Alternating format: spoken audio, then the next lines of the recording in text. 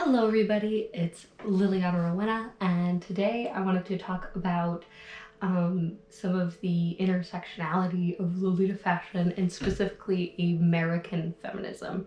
This is something I've been thinking about for a while, and this is going to be more of a brain dump than like a structured essay, but it's just some thoughts I've had on my mind, and so that I don't rush through them, I have a project in front of me because that helps my ADHD brain. So while I'm talking, I'm going to be fixing this teapot that I got from the thrift store for like $4, but it just slowly leaks every time I use it. And I've decided I should probably actually fix it. So I guess the first thing, like the overall like idea I have been contemplating is the ways that we just expect people to just kind of believe us when we say that Lolita fashion is feminist. And I think that is true of where it has its roots, and very specifically to Japanese feminism. But I don't think we interrogate nearly enough the ways that Lolita fashion in some ways kind of reinforces some of the more like puritanical aspects of the patriarchy in the US. Because I think that it's one of those things that we just don't think about that often, you know? We just kind of are like, well, it's based on Japanese feminists, so it must therefore always be feminist no matter what. And maybe that's not what people are thinking, but that's just the general vibe that I get. And if I'm talking kind of quiet, I'm trying not to wake up my partner before work, but also still trying to film this video. So we're gonna see if I'm successful with that.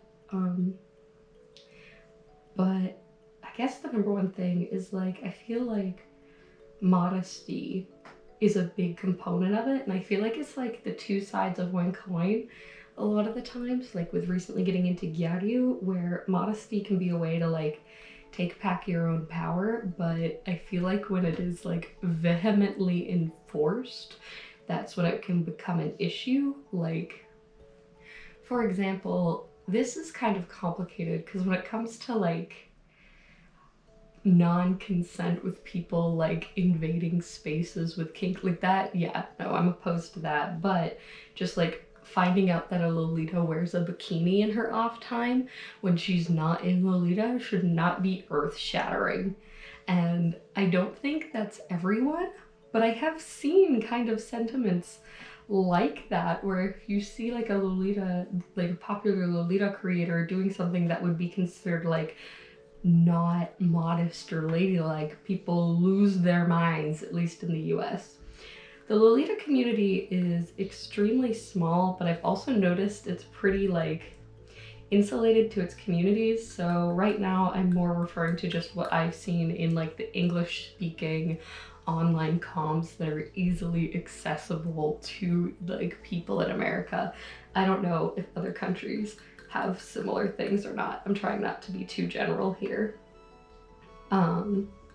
But I've noticed that, and it can be frustrating because it can also feel like if you're a Lolita content creator, which I feel kind of weird saying that considering I don't even have 1,000 subscribers, but you know, I don't think there's a better way to communicate that idea. There can be this pressure to like be sure you fit in this box and you don't leave this box.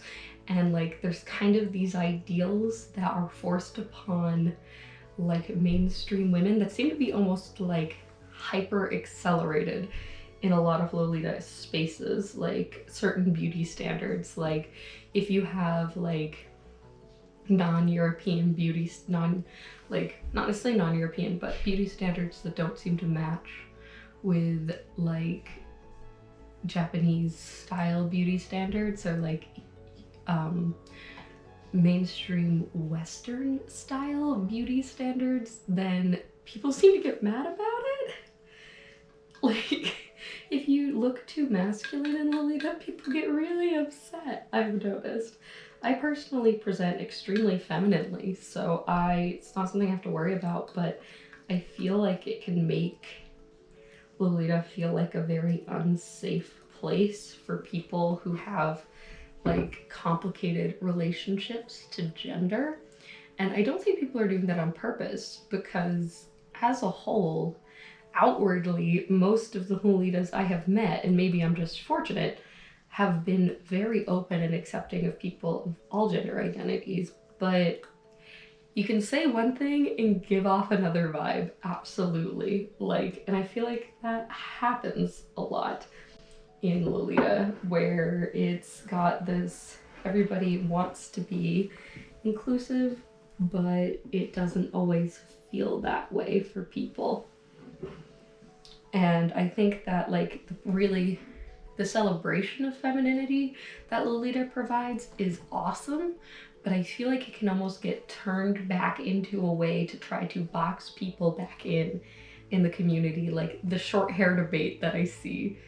And I've been in Lolita for 5 years, and once you've been in Lolita for long enough, you just see certain topics that just get repeated over and over again, of people being like, if I have a pixie cut, can I wear Lolita? And like, of course you can. And everyone's like, why are they even worried about it?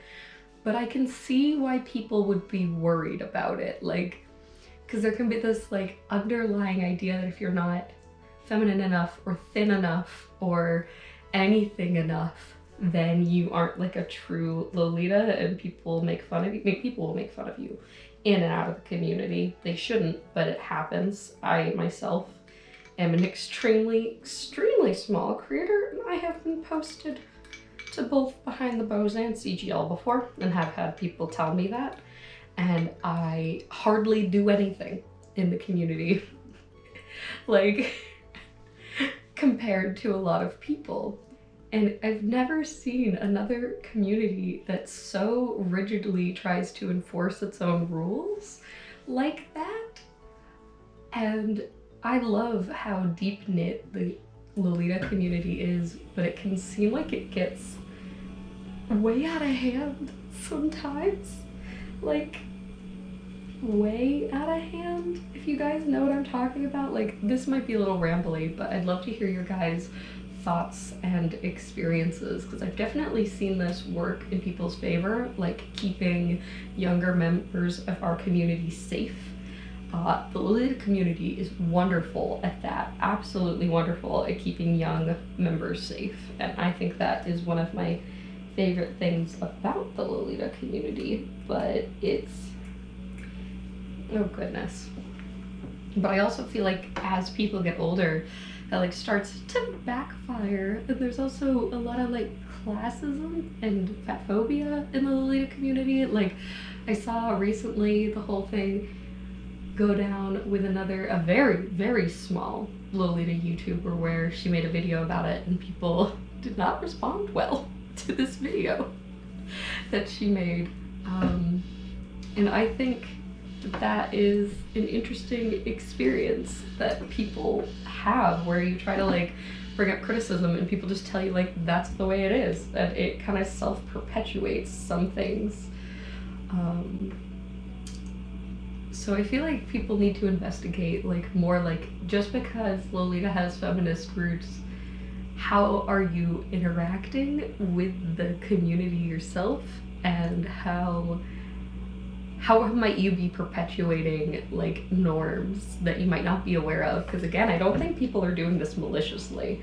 I think it's just because it's what we're used to, and in alternative spaces this can get like even more so than usual. I've noticed the same thing with like goth and the obsession with paleness. My mom was a goth, and I think that that's an interesting thing that can happen in alternative communities, where it's meant to be a rebellion, but it ends up just being an echo chamber of an even higher elevated level of the things that are already an issue in society. Like, the leaders expecting to be perfectly together all the time, have everything perfect, be perfect at everything. And obviously I don't think like everyone is consciously thinking that, but I've noticed this like idea of perfectionism and having it all and being thin is a really key component to a lot of the pressures in this community. or having that be the only thing you're about. And it seems to reflect like the more general way that our society expects women to like do it all and be happy about it. And I've noticed it just seems to be more intense with that. I need to actually get ready for work now, so thank you guys for watching. Please remember to like, comment, and subscribe. Liliana Rowena.